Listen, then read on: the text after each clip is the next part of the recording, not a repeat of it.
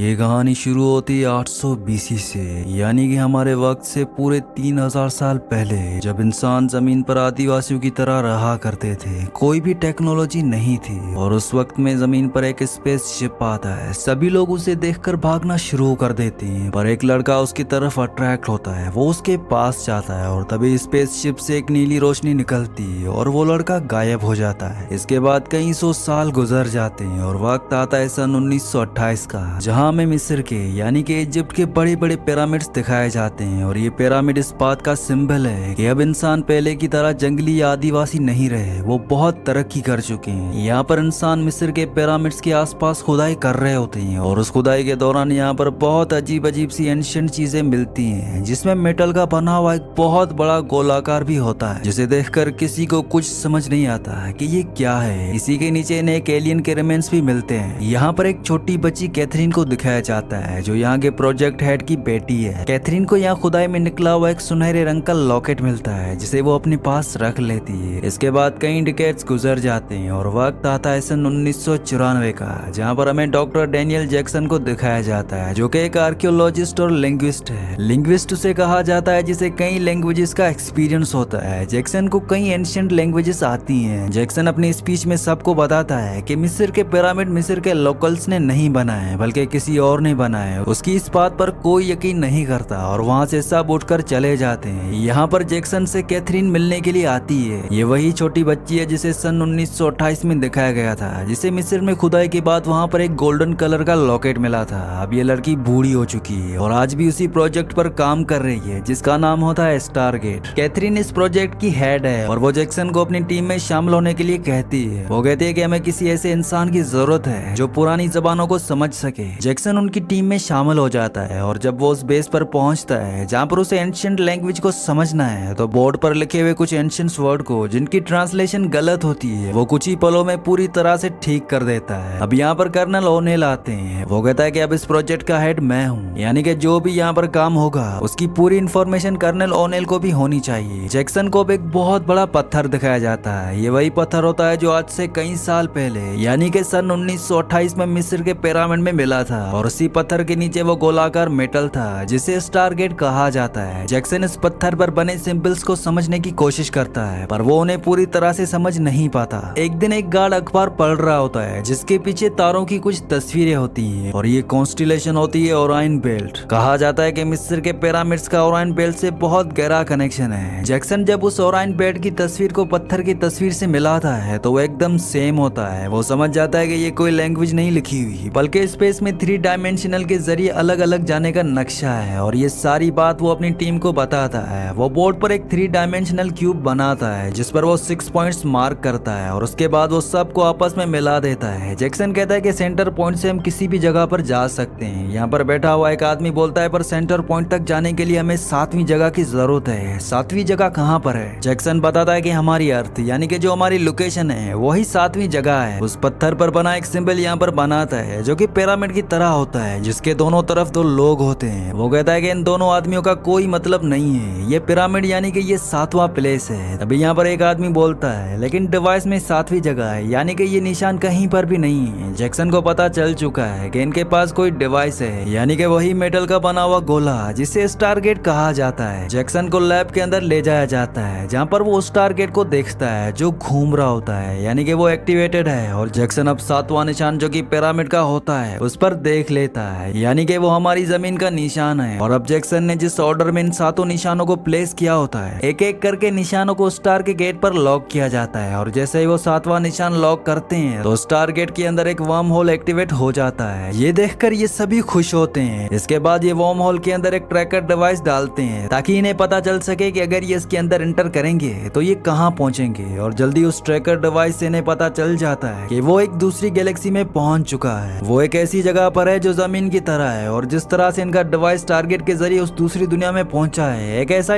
Target वहां पर भी है, लेकिन उस पर जो लैंग्वेज लिखी है वो पूरी तरह से अलग है। और यही सबसे बड़ी प्रॉब्लम है, क्योंकि अगर ये उस तरफ जाते हैं तो वापस आने के लिए इन्हें जो कोऑर्डिनेट्स की जरूरत होगी, यानी कि प्रॉपर सीक्वेंस में जो निशान लगाने की जरूरत होगी, ये उसे नहीं लगा पाएंगे और हमेशा के लिए उस दुनिया में पहुंच जाएंगे। पर जैक्सन सबको यकीन दिलाता है कि वो दोबारा से ऐसा कर सकता है। इसीलिए कर्नल ओनेल, जैक्सन और उनकी एक पूरी टीम स्टार गेट से दूसरी दुनिया में जाने की तैयारी करती है। और जब जैक्सन अपना सामान बांध रहा होता है तो उसके पास कैथरीन आती है। वो उसे वही लॉकेट देती है जो सन 1928 में उसके फादर को खुदाई के दौरान मिला था। वीडियो में आगे बढ़ने से पहले आप सबसे रिक्वेस्ट है कि मेरे 99% व्यूअर्स वीडियो तो देखते हैं लेकिन चैनल को सब्सक्राइब नहीं करते और ना ही वीडियो को लाइक करते हैं, तो आप सबसे रिक्वेस्ट है कि मेरे चैनल को सब्सक्राइब और वीडियो को लाइक लाजमी से कर दिया करें। और अब ये पूरी की पूरी टीम स्टार गेट के अंदर एंटर कर जाती है और कुछ ही देर बाद ये एक दूसरी दुनिया में होते हैं। वहाँ पर भी एक ऐसा ही स्टार गेट होता है। ये एक पूरी तरह से अंधेरी जगह होती है और जब ये बाहर आते हैं तो देखते हैं कि ये एक पिरामिड है, बिल्कुल वैसे ही जैसे मिस्र में पाए जाते हैं। कुछ देर बाद अब ये वापस जाना चाहते हैं और जैक्सन इन सबको बताता है कि जिस तरह से हमारी दुनिया में खुदाई के दौरान निकला हुआ एक पत्थर जिसे टैबलेट भी कहा जाता है, उस पर जो निशानों का सीक्वेंस मिला था, जो यहाँ आने का रास्ता था, ऐसा पत्थर ऐसा टैबलेट मुझे यहाँ पर कहीं नहीं मिला और अगर हमें वापस जाना है तो हमें उसी टैबलेट को ढूंढना होगा। यानी कि ये निशान सही ऑर्डर में दबाने से आप दूसरी दुनिया के स्टार गेट तक पहुंच जाएंगे। अब ये सब के सब यहाँ पर फंस चुके हैं, इसलिए सब के सब जैक्सन से नाराज हैं। एक आर्मी ऑफिसर उसका बैग उठाकर फेंक देता है और जैक्सन जब उस तरफ जाता है तो वो देखता है कि वहाँ पर किसी के पैरों के निशान हैं। वो उन निशानों का पीछा करता है और उसे सामने एक अजीब सा जानवर दिखता है और जब वो उसके पास जाता है तो वो देखता है कि उसे रस्सियों से बांधा हुआ है, यानी कि ये एक पालतू जानवर है। तभी यहाँ पर बाकी आर्मी ऑफिसर्स भी आ जाते हैं। जैक्सन उन्हें बताता है कि ये एक पालतू जानवर है और वो उसकी गर्दन पर 3 बार थपथपाता है। दरअसल ये साइन होता है आगे चलने का और वो जानवर भागना शुरू कर देता है। जैक्सन का पैर उसी जानवर से बंधी हुई एक रस्सी में फंस जाता है और वो घसरता हुआ बहुत आगे तक जाता है। कुछ देर बाद जब बाकी आर्मी ऑफिसर्स वहाँ पर आ जाते हैं तो ये सब के सब देखते हैं कि यहाँ पर इन्हीं के जैसे कई सारे लोग हैं जो कि पूरी तरह से अनकल्चर्ड है। जिस तरह से जमीन पर 3000 साल पहले इंसान हुआ करते थे, ये सब उनके सामने जाते हैं। और जब इनमें से एक आदमी जैक्सन के गले में वो लॉकेट देखता है जो उसे कैथरीन ने दिया था, जो सन 1928 में खुदाई में निकला था, तो ये सब के सब इनके आगे झुक जाते हैं। अब इनका सरदार भी यहाँ पर आता है और इन सब को उस जगह इनवाइट करता है जहाँ पर ये सब रहते हैं। जब ये सब वहाँ पहुँच जाते हैं तो देखते हैं कि वहाँ पर एक बहुत बड़ा गोलाकार मेटल है जिस पर ठीक वैसे ही निशान है जिस तरह से जैक्सन के गले में लॉकेट पर है। दरअसल ये इनके सन गॉड का निशान होता है और इन सब लोगों को ये लगता है कि जैक्सन और उसके साथियों को इनके सन गॉड ने यहाँ पर भेजा है, इसीलिए उनके आगे ये झुके थे। और अब रात को यहाँ के सभी लोग इकट्ठा होते हैं जहाँ पर जैक्सन को अजीब तरीके से तैयार किया जाता है, यानी कि ये एक तरह का रिचुअल होता है। उसके बाद उसे एक कमरे में भेज दिया जाता है और यहाँ का जो सरदार होता है उसकी बेटी उसके कमरे में आती है। वो अपने कपड़े उतार रही होती है लेकिन जैक्सन उसे मना कर देता है। वो कहता है कि तुम्हें ऐसा करने की जरूरत नहीं है। इसके बाद जैक्सन रेत पर पिरामिड का निशान बनाकर उसे बताने की कोशिश करता है कि वो कहाँ से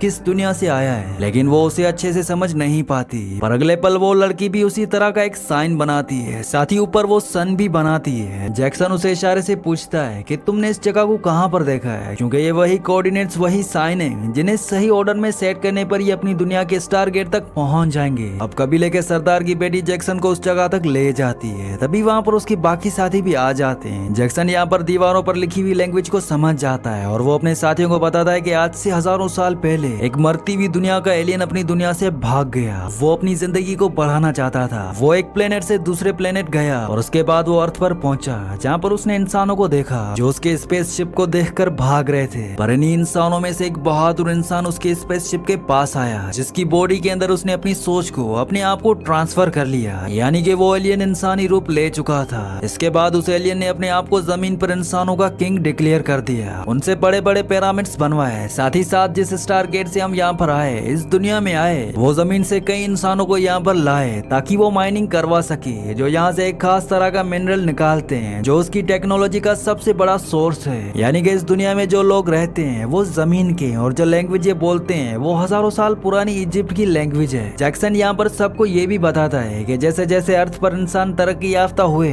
उन्होंने एलियन की जिसका नाम राह था, जो कि इंसानों के रूप में था, उसके खिलाफ बगावत कर दी और स्टार गेट को हमेशा के लिए दफना दिया। अब इन्हें यहाँ पर वो कैप्सूल पत्थर भी मिल जाता है जिस पर वो सारे निशान हैं जिन निशानों के जरिए ये अपनी दुनिया के स्टार गेट तक पहुंच सकते हैं। पर इसमें जो 7वां साइन होता है वो टूटा हुआ होता है और उसके बिना ये वहां नहीं पहुंच सकते। वहीं दूसरी तरफ पिरामिड्स में दिखाया जाता है जिसके ऊपर एक बहुत बड़ा स्पेसशिप आता है जो हूबहू पिरामिड की तरह होता है और साइज में वो उससे भी बड़ा होता है। वो ठीक पिरामिड के ऊपर लैंड कर जाता है, यानी कि ये जो पिरामिड है ये स्पेसशिप के लैंडिंग करने की जगह है। इस स्पेसशिप से एलियन निकलते हैं और अंदर जो जैक्सन और ओनेल के कुछ साथी होते हैं उनमें से 2 को मार देते हैं और 2 को बंदी बंदी बना लेते हैं। वहीं अब जैक्सन और कर्नल ओनेल अपने दो साथियों के साथ पिरामिड्स की तरफ निकल पड़ते हैं। साथ ही कबीले के सरदार की बेटी शाउरी, जिसे जैक्सन को ऑफर किया गया था, वो भी अपने साथियों के साथ इनका पीछा कर रही होती है। अब जब ये चारों के चारों पिरामिड के पास पहुंचते हैं तो ये देखते हैं कि पिरामिड के ऊपर एक बहुत बड़े साइज की चीज लैंड कर गई है। ये देखकर ये सब के सब हैरान होते हैं। ये अंदर आते हैं और अंदर इन पर कुछ अजीब से चेहरे वाली फिगर्स हमला कर देती है। जैक्सन और कर्नल ओनेल नीचे पहुंच जाते हैं जहाँ पर इनका स्टार गेट होता है। वहाँ पर ओनेल कुछ ढूंढ रहे होते हैं लेकिन उन्हें वो चीज नहीं मिलती। जैक्सन उनसे पूछता भी है कि तुम क्या ढूंढ रहे हो, पर वो उसे नहीं बताता। और तभी यहाँ पर कुछ एलियंस आते हैं और इन दोनों को पकड़कर दूसरी जगह ले जाते हैं जहाँ पर एक और एलियन आता है जिसको देखकर साफ साफ पता चलता है कि ये इन सब का लीडर है। ये रा होता है जिसे इस दुनिया के लोग गॉड मानते हैं। रा अपनी जगह पर बैठ जाता है और उसके चेहरे पर जो नकाब होता है वो उस नकाब को हटाता है और ये वही लड़का होता है जो आज से 3000 साल पहले यानी 800 BC में जमीन पर उस एलियन शिप के पास गया था, जो जमीन पर आया था। और उस स्पेस शिप पर जो लड़का था उसने उस एलियन की बॉडी पर कब्जा कर लिया था और आज भी ये उतना ही जवान होता है जितना 3000 साल पहले था। और ये इस दुनिया का गॉड है जिसे यहाँ के लोग रा के नाम से जानते हैं। और इसके पास सिर्फ इंसानी बॉडी है, ये सोल से दिमाग से कहीं से भी इंसान नहीं है, ये एक एलियन है। अब यहाँ पे रा के जो लोग होते हैं वो उस बॉम्ब को भी लाते हैं जिसे कर्नल ओनेल यहाँ पर ब्लास्ट करना चाहता था। दरअसल रा को ये पता चल गया था और उसने इस बॉम्ब पर अपना कब्जा कर लिया है। कर्नल ओनेल अपने साथ खड़े गार्ड का जो हथियार होता है वो छीनता है और वो रा पर हमला भी करता है। लेकिन तभी यहाँ पर बहुत सारे बच्चे होते हैं, वो सब के सब रा के सामने आ जाते हैं। ये बच्चे हमेशा रा के साथ रहते हैं, इस वजह से कर्नल ओनेल उन पर हमला नहीं कर पाता। पर रा के गार्ड्स मौका देखकर कर्नल ओनेल पर हमला करते हैं। जैक्सन उनके आगे आ जाता है जिससे उसकी मौत हो जाती है। इसके बाद रा के गार्ड कर्नल ओनेल को भी मारना चाहते हैं, पर तभी रा वहाँ पर आकर उसे रोक लेता है और इन्हीं के बचे हुए साथियों के साथ जेल में डाल देता है। रा अब इंसानों से गुस्सा हो चुका है, इसलिए उसके पिरामिड से कुछ फ्लाइंग ऑब्जेक्ट्स निकलते हैं और जो इंसानों की बस्ती होती है वहाँ पर हमला करते हैं, जिससे कई इंसानों की जान चली जाती है। यहाँ पर इंसानों का जो सरदार होता है उसे लगता है कि उनका जो गॉड रहा है वो उनसे नाराज हो गया है, इसलिए वो ऐसा कर रहा है। वहीं पिरामिड्स के अंदर दिखाया जाता है कि जैक्सन एक बॉक्स के अंदर से निकलता है। दरअसल ये एक ऐसा बॉक्स है जिसके अंदर इंसान को डालने से उसके सेल्स दोबारा से जनरेट हो जाते हैं, यानी कि इंसान को जिंदा किया जा सकता है और इसी टेक्नोलॉजी का इस्तेमाल करके उसका बॉडी हमेशा जवान रहता है। अब जैक्सन जिंदा हो चुका है। रा उसके सामने आता है, वो कहता है कि तुम्हारा दोस्त यहाँ पर न्यूक्लियर बॉम्ब लेकर आया और कल जिस स्टार गेट से तुम यहाँ तक इस दुनिया में पहुंचे हो उसी स्टार गेट से इस न्यूक्लियर बॉम्ब को तुम्हारी दुनिया में भेजूंगा, पर मैं अपनी टेक्नोलॉजी से अपने मिनरल से इसकी पावर 100 गुना ज्यादा बढ़ा दूंगा ताकि तुम्हारी पूरी दुनिया खत्म हो जाए। जैक्सन पूछता है कि तुम ऐसा क्यों करना चाहते हो। रा कहता है कि मैंने उस दुनिया को बनाया है, मेरी वजह से तुम्हारी दुनिया तरक्की याफ्ता हुई थी और अब मैं ही उसे खत्म करूंगा। कल पिरामिड्स के पास मैंने अपने सभी वर्कर्स को बुलाया है, इससे पहले मेरे ऊपर कोई सवाल करे तुम्हें अपने सभी साथियों को मेरे कहने पर उनके सामने मारना होगा ताकि उन्हें यकीन हो जाए कि उनका एक ही गॉड है। जैक्सन कहता है कि अगर मैंने ऐसा नहीं किया तो। रा कहता है कि अगर तुमने ऐसा नहीं किया तो मैं तुम्हें मार दूंगा और उसके बाद तुम्हारे सभी साथियों को भी। अब अगली सुबह यहाँ जितने भी ट्राइब्स होते हैं जो सब के सब रा के गुलाम हैं वो पिरामिड के पास इकट्ठा हो जाते हैं और जैक्सन के सामने उसके चारों साथी हैं जिन्हें उसे सबके सामने मारना होगा। रा का आदमी उसे हथियार देता है और अब जैक्सन धीरे धीरे उसकी तरफ बढ़ता है। तभी भीड़ में से एक बच्चा उसे इशारा करता है जिसके पास उन्हीं का एक हथियार उनकी गन होती है, यानी कि ये लोग इनके साथ हैं। दरअसल कबीले के सरदार की बेटी शाउरी ने सब कुछ सच बता दिया होता है, जो भी उसे जैक्सन से पता चला था कि रा कोई गॉड नहीं है बल्कि वो एक एलियन है और उसने सबको यहाँ पर गुलाम बना रखा है। जैक्सन जब ये देखता है कि यहाँ के लोग कुछ उसके साथ हैं तो वो अपने साथियों पर हमला ना करके रा पर हमला कर देता है। साथ ही भीड़ में जिन बच्चों के पास गन्स होती हैं वो हवा में फायर करना शुरू कर देते हैं। यहाँ पर भगदड़ मच जाती है और उस मौके का फायदा उठाकर सब के सब यहाँ से भाग जाते हैं। रात को ये एक गुफा में आसरा लेते हैं जहाँ पर कर्नल ओनेल के साथी उससे पूछते हैं कि तुम यहाँ न्यूक्लियर बॉम्ब क्यों लेकर आए थे। वो बताता है कि अगर यहाँ पर कोई खतरा होता तो मैं तुम सबको वापस भेजकर इस बॉम्ब को ब्लास्ट कर देता और कल भी मैं ऐसा ही करने वाला हूँ। साथ ही यहाँ पर विलियम को एक और बात पता चलती है कि कबीले के सरदार की जो बेटी है जिसका नाम शाउरी है उसे उसकी शादी हो चुकी है। जैक्सन भी शाउरी को पसंद करता है, उसे प्यार करता है, इसलिए वो उसे वाइफ के तौर पर एक्सेप्ट कर लेता है। अगली सुबह जब ये उठते हैं तो देखते हैं कि शाउरी के भाई ने दीवार पर एक शेप बनाया होता है और ये शेप उस प्लेनेट का होता है जिसमें पिरामिड के साथ 3 चांद होते हैं। विलियम समझ जाता है कि जो 7वां टूटा हुआ साइन था वो यही है और अब इनके पास दुनिया में वापस जाने के लिए सही ऑर्डर में सही निशान है जिसे स्टार गेट पर सेट करने के बाद ये जमीन पर पहुंच जाएंगे। वहीं दूसरी तरफ रा का एक आदमी जो पूरी तरह से नकाब पहने हुए होता है वो माइंस के बाहर आता है क्योंकि यहाँ से उसे मिनरल्स लेकर जाना है। पर तभी यहाँ पर कर्नल ओनेल आकर उसे मार देते हैं। ये देखकर सरदार और सभी लोग डर जाते हैं। वो अपने घुटनों के बल बैठकर अपने गॉड रा से माफी मांगना शुरू कर देते हैं। पर तभी कर्नल ओनेल रा के उस आदमी को जिसे उन्होंने अभी मारा है उसके शोल्डर पर एक बटन दबाते हैं, जिस बटन को दबाने के बाद उसका नकाब पूरी तरह से हट जाता है। यहाँ पर सभी गुलाम लोगों को पता चल जाता है कि ये गॉड नहीं है बल्कि ये भी हमारी तरह ही इंसान है जिन्होंने नकाब पहने हुए हैं और इतने सालों से वो सिर्फ एक इल्यूजन की दुनिया में थे। अब जैक्सन, ओनेल, शौरी और कुछ बच्चे मिनरल्स लेकर पिरामिड के अंदर पहुंच जाते हैं और जब उनके सामने रा के गार्ड्स आते हैं तो वो उन सबको मार देते हैं। इसके बाद जैक्सन, ओनेल और शौरी उस जगह जाते हैं जहाँ पर न्यूक्लियर बॉम्ब होता है। कर्नल ओनेल उस बॉम्ब को एक्टिवेट कर देते हैं। वो जैक्सन को कहते हैं कि तुम अपनी दुनिया में वापस चले जाना और वहाँ से स्टारगेट को हमेशा के लिए खत्म कर देना। मैं यहाँ पर अपना काम खत्म करूंगा, यानी कि रा का खात्मा। तभी यहाँ पर रा का आदमी आता है और शौरी को मार देता है। जैक्सन उस आदमी को मार देता है पर शौरी को मरा हुआ देखकर उसे बहुत दुख होता है। तभी यहाँ पर नीली रोशनी आती है। दरअसल ये टेलीपोर्टेशन की रोशनी होती है। ये रा की एक ऐसी टेक्नोलॉजी है जिसे सामान को, इंसानों को एक जगह से दूसरी जगह ले जाया जा सकता है। और इस वक्त रा का एक आदमी इस टेक्नोलॉजी का इस्तेमाल करके यहाँ पर न्यूक्लियर बॉम्ब लेने के लिए आ रहा होता है। जैक्सन को इस टेक्नोलॉजी के बारे में पता होता है, इसलिए वो शौरी को लेकर उस लाइट के नीचे खड़ा हो जाता है जिसे गार्ड यहाँ पर पहुंच जाता है। और जैक्सन और शौरी उस जगह पहुंच जाते हैं जहाँ पर वो चैम्बर होता है जिसके अंदर जैक्सन दोबारा जिंदा हुआ था। वो शौरी को उसके अंदर रखकर उसे एक बार फिर से जिंदा कर देता है और जब वो उसे वापस लेकर जा रहा होता है तो रा उसे देख लेता है। रा उसके सर पर हाथ लगाता है जिससे उसकी पूरी बॉडी में करंट दौड़ जाता है। वहीं नीचे कर्नल ओनेल को दिखाया जाता है जो उस गार्ड से लड़ रहे होते हैं जो टेलीपोर्टेशन टेक्नोलॉजी का इस्तेमाल करके नीचे आया होता है। और वो ठीक उसे उस जगह ले आते हैं जहाँ पर टेलीपोर्टेशन टेक्नोलॉजी का चैम्बर आता है। और जब वो उसके नीचे होता है तो कर्नल ओनेल उसके हाथ का वो बटन दबा देता है जिससे टेलीपोर्टेशन ऑन हो जाता है और वो ठीक उस गार्ड के ऊपर आकर गिरता है जिससे उसकी बॉडी के टुकड़े टुकड़े हो जाते हैं। उसका धड़ तो वहाँ रह जाता है और ऊपर का ऐसा ऊपर पहुंचता है। ठीक ऊपर उसी जगह पर ओनेल और शौरी होते हैं जो दोनों के दोनों नीचे पहुंच जाते हैं। इस तरह से उनकी जान बच जाती है। बाहर ये दिखाया जाता है कि जितने भी इंसान होते हैं उन सब ने यहाँ पर बगावत कर दी है जैसा कभी जमीन पर किया था। रा समझ चुका है कि उसका खेल यहाँ पर खत्म हो गया है, इसलिए पिरामिड के ऊपर जो उसका स्पेसशिप होता है वो उसे उड़ाकर यहाँ से निकलना शुरू कर देता है। वहीं नीचे ओनेल न्यूक्लियर बॉम्ब को ऑफ करने की कोशिश करता है पर रा ने इसकी पूरी सेटिंग चेंज कर दी थी, इसीलिए ये ऑफ नहीं हो रहा होता है। इन्हें कुछ समझ नहीं आता कि इन्हें क्या करना चाहिए क्योंकि कुछ ही सेकंड्स में ये फटने वाला होता है। और तभी ये उस आदमी का धड़ देखते हैं जिसके हाथ में टेलीपोर्टेशन का बटन है और न्यूक्लियर बॉम्ब को वो उसके नीचे रखकर बटन को ऑन कर देते हैं। वहीं ऊपर रा को स्पेसशिप में दिखता है कि कोई टेलीपोर्टेशन से ऊपर आ रहा है। उसे लगता है कि कोई इंसान उसका सामना करेगा